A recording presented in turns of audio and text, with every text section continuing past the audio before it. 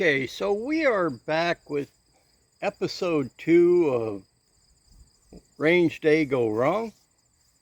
This has to do with my next steps with the Bearlie 10mm.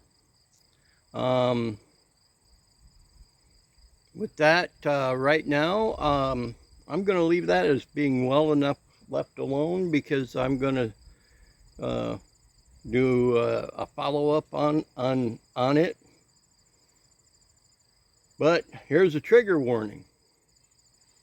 There were no Bearlies harmed in the making of this video. We're back with the Bearlie 10mm. Now we're ready to run it through the chronograph. At least we got an idea where it's hitting. So this is basically a half step to what we were doing before. And we'll see how it goes.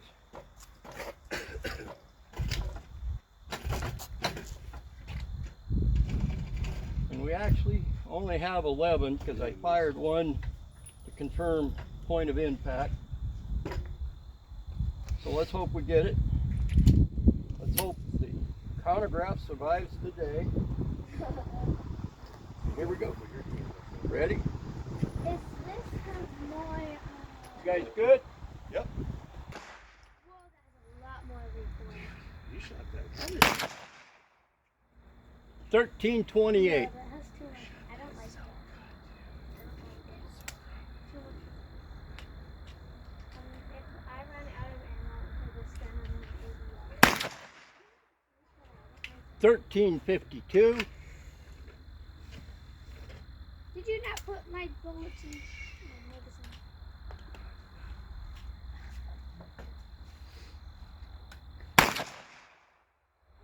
1327.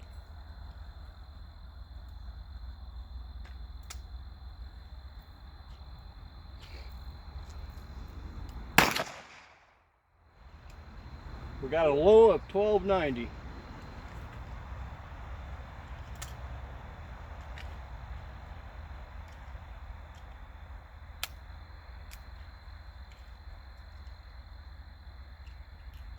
We got a light primer strike.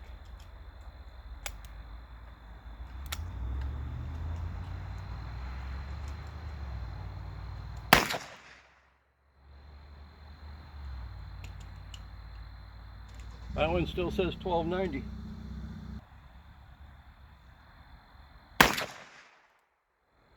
$13.85. I believe that's the high so far anyway. How you doing, George? Huh? What? You enjoy it?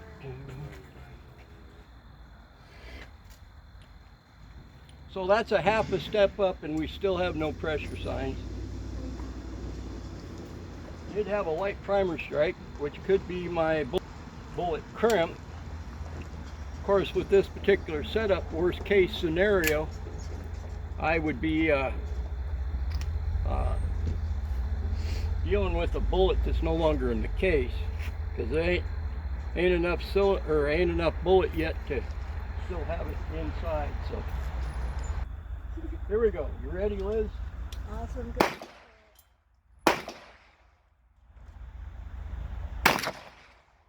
1335.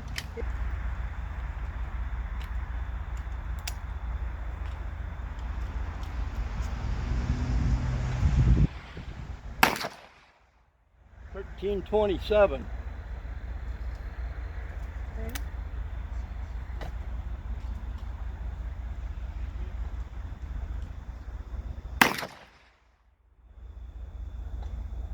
$13.78. We do have an extreme spread issue with the tractor at number 9.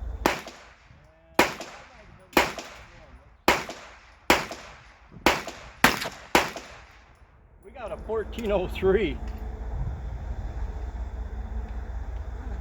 Oh, I got one more. Here we go.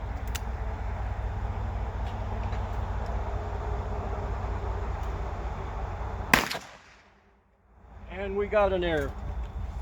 I knew that would happen eventually. And these are still coming out, no problem.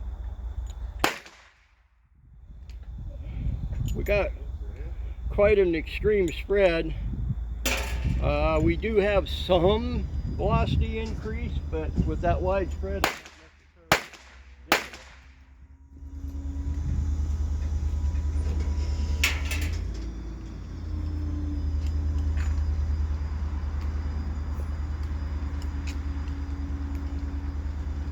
so I am going up 3/10 of a grain, so I'm not going a full half a step.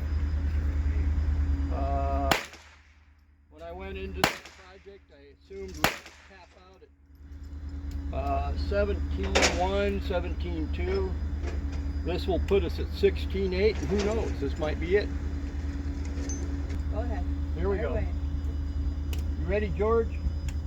You know what? I never did turn this camera on either. I can't see how to do it. I don't know if this camera's any good, but I thought I'd try it. Ready? Here we go.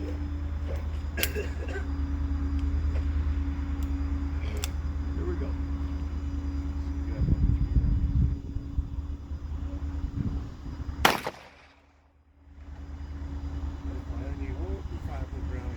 Well, we did it again. Okay, you guys still got ears? Yeah. Yes, sir.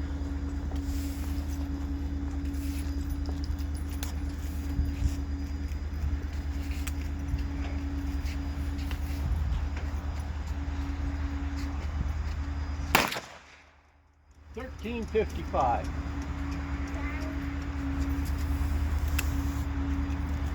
Oh, so little. $13.40. Do I wave them then?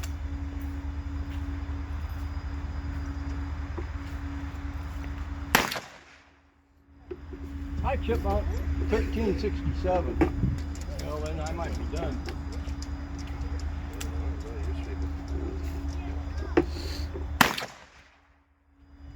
Air.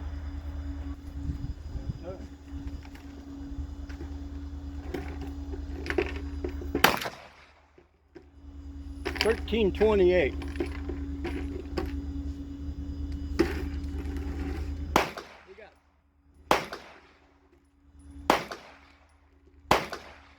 We got 6 more. Give it a shot. I'm noticing something, but I'm going to wait until I get 6 more numbers, or at least 5 more numbers, because I think I'm at 5 numbers with that air. So I guess we're only at 3 numbers, not 5. That's what I get for using my own memory.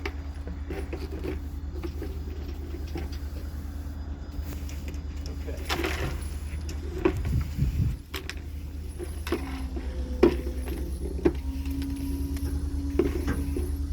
Ready?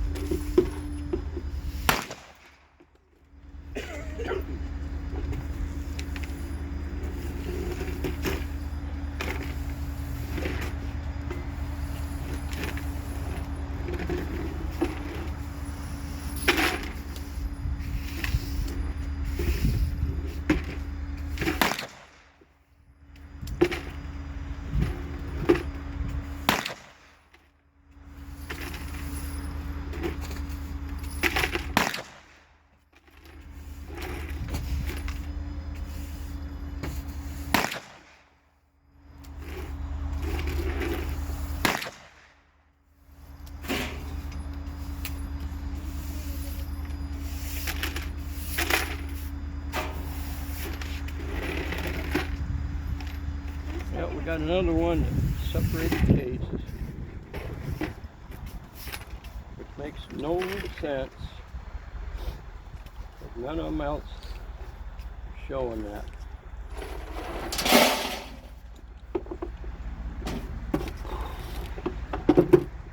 You're a top marksman, sir.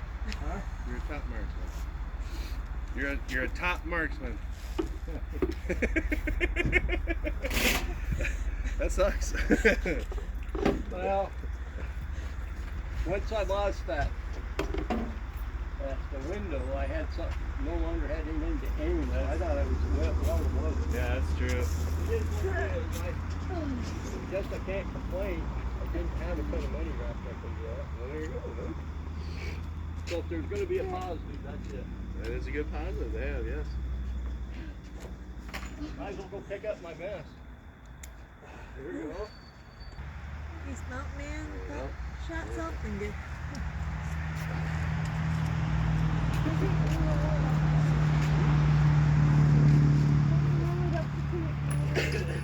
turn it on, down, turn it on.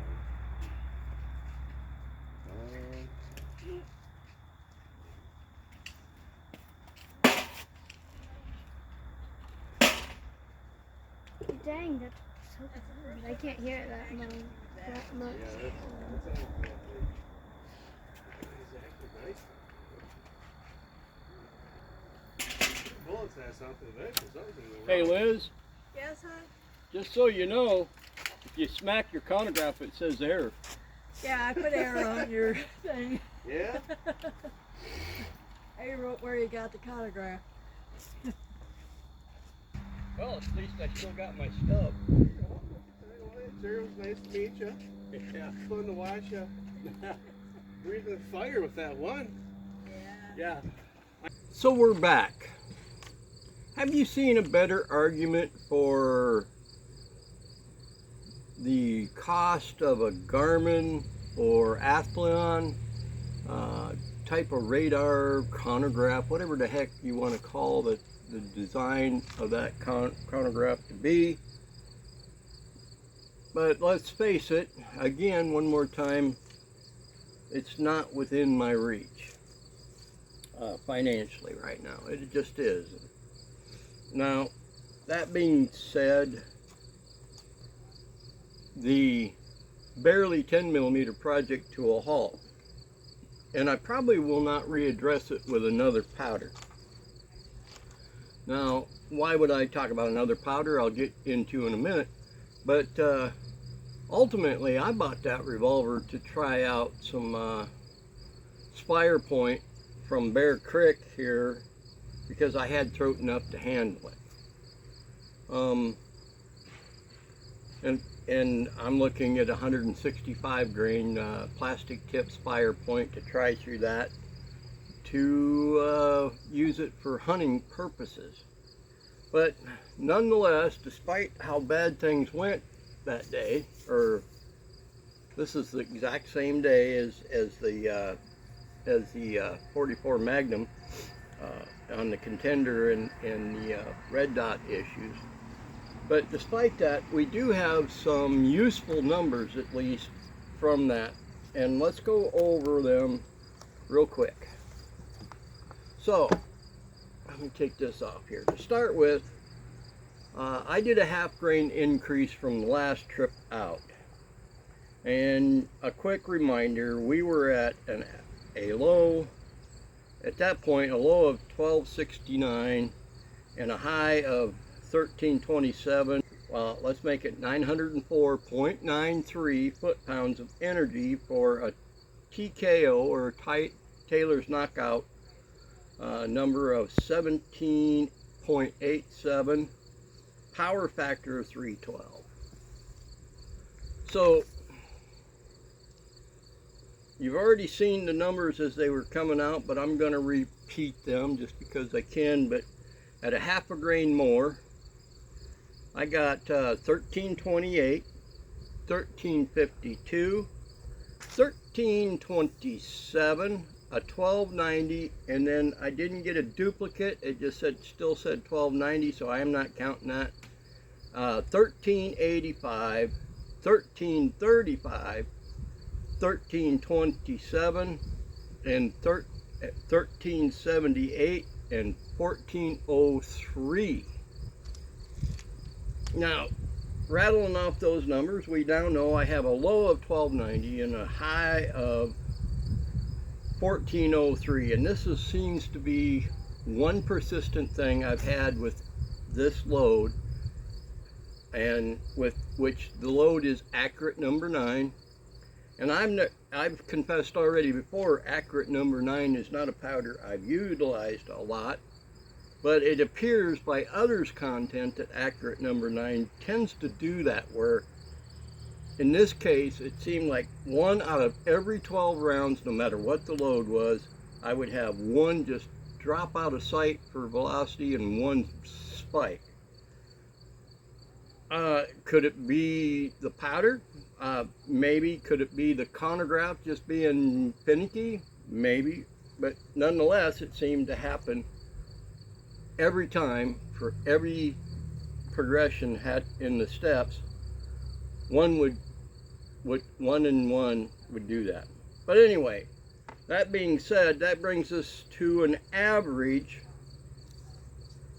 of 1347, which brings us to 967 foot-pounds of energy, a Taylor's knockout number of 18.47, so fairly significant increase, and a power factor of 323.25, and that was for 9 readable velocities. An increase, pretty decent increase from over the 904. But let's talk about the disaster before the disaster. We have the number of 1355, which is, by the way, is another 0.3 of a grain increase. So we got 1355, 1340, 1367, and 1328 for an average of 1347.5. Now, we mentioned 1347 even before, so an increase maybe, but maybe not. And based on the limited, 4 numbers here, let's double check myself. 1, 2, 3, 4 numbers. If I'm going based on that alone, I've reached a point of diminishing return where I'm not seeing pressure signs, but it appears I'm not burning all my powder, at minimum, at least to me. And again, we're at the same average, pretty much the same exact energy foot-pounds as the previous load. So, like I said, at this point, I'm probably not going to progress any further with it with this powder. And to be honest, I probably won't switch to my preferred powder for a lot of Magnum type loads, because quite frankly, I don't want to have to buy a ton more. I need to make some loads for other things, and I want to pick some powder up for other things, but at this point, this is the only accurate number 9 loads I've ever developed. And like I said, I want to go back to the accurate number 9, what I have left, to develop that hunting load. That being said, now I was pretty down on myself for a minute. I mean, I've talked about my visual issues before. For me to shoot that out, I was pretty disgusted with myself for a minute. It is what it is. I kind of threw a little tantrum and just rattled off the rest of those rounds, because at this point, let's face it, I wasn't going to get any more numbers for a while, and I pretty much came to that conclusion before. Now, if you didn't notice, it takes sometimes to reflect on this and watch a video before you realize that there was more positives than there was negatives, because one more time, it seems no matter what I show up with, mostly I'll like to show up with flintlocks and get attention for muzzle side locks of all sorts, but attention back to muzzleloading and whatnot, but nonetheless, to see a whole family out there that actually chipped in. They were so interested in the two platforms I did bring that they kind of diverted all their attention and stopped shooting just to ask questions about my equipment. They were very helpful, trying to help me struggle through impacts and all that stuff. And let's face it, I got a little ribbon from Dad, or the husband of the small family, and whatnot. And I got to see this young lady that follows me around a little bit, shooting, getting started at shooting, and anytime youth gets introduced to this, no matter what my outcome is, I enjoy that. Now, there's a couple other things I want to bring out. One, and I've said this before, there was so little bullet in there that I have a pretty hard crimp put on every one of those casings. And out of roughly 90 rounds as I'm developing this, 2 of them had case separations for what appears to be no explanation. My guess is it could be that extra crimp that I was putting to them. Now, I put a lot of concern in that crimp jump issue, yet there was not enough bullet there that if it did jump and or jump completely out of the revolver, it would have done nothing. It wouldn't have locked up my action, because I still had that much more throat that the overall length of that bullet would not reach the forcing cone whatsoever. So my suspicion, and I'm, again, one more time, this is almost a question, and I'm going to leave a picture of this at the end of the video of what I mean by the case separation. I'm going to insert a picture to specifically show you what I mean by case separation. Both of them, out of the 90 rounds, both of them was almost dead center and completely separated, and there was still no pressure signs whatsoever, and they weren't stuck. I mean, I literally just put a 410 bore brush through it, and it easily, no forcing it, no nothing, just run that 410 bore brush through it and it came right out. So is that potentially a brass issue? I kind of doubt it, because all my brass was virgin Starline, so who knows. But nonetheless, it happened, and no issues. I never came to a point where there was any problem with extraction whatsoever. I could just reach down with the fingertip and pull them right out. So basically, I never put all 6 of them on a moon clip to see if there would be an issue, because if I can pick them out with my fingertips at my age and eyesight, then it would indicate there's no resistance at all. So with that being said, I'm still going to do a rundown of my experience with this, and as I stated at the beginning, I'm going to talk about what I got right. I'm going to talk about the naysayers, what they had right, and I'm going to talk about where Ruger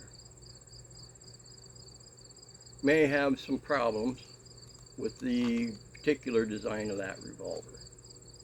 I would love to try this load, although I can't start out the exact at where I'm at now in it, but I would love to test this out on a Smith & Wesson 610, basically because I believe it probably is going to have about the same amount of room And there's parts of their design I prefer over the Rugers. And it would be fun, but I ain't gonna be in no shape to go out and purchase one. If somebody wants one for me to test this out on and want to send it my way, I know that's kind of stretching it, but I would love to try it out. However, because of what I'm working with a 6.5 inch barrel, I would prefer to have the 6.5 inch model, not the 4, because you can't, in this case, I would prefer to compare apples to apples as opposed to apples to a half an apple. So I'm going to close this out with, came here wearing your feelings on your sleeves, looking to get butt hurt. Well, you might have come to the right place.